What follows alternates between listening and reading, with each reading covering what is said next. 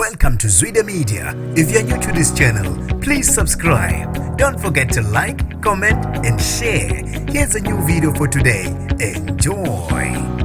Kutholakale isidumbu sowesifazane oneminyaka engu-54 nemonto sekusele ibanga elingango-2 km afike ekhaya ePhayindane KwaZulu Natal izolo ebusuku.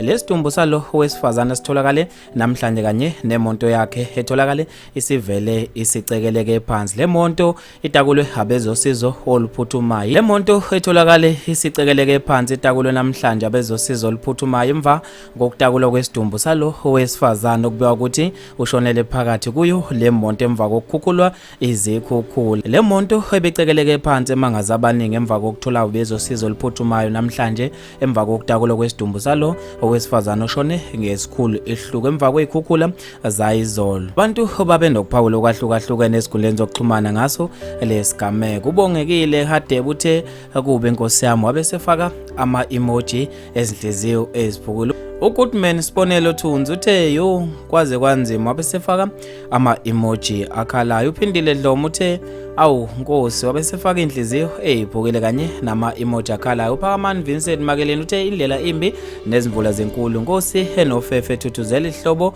nezelamani akuhlangane inhliziyo Nkosi yami kube kuhle kulabo abalahlekelwe izihlobo zabo. Sengathi ke inkosi ingathela umusa baduduzeke. Bafethu maningi kakhulu ama-comment ngizofisa mina ukuze ukuphawula kwakho ngalolu daba khona lapha kwi-comment section.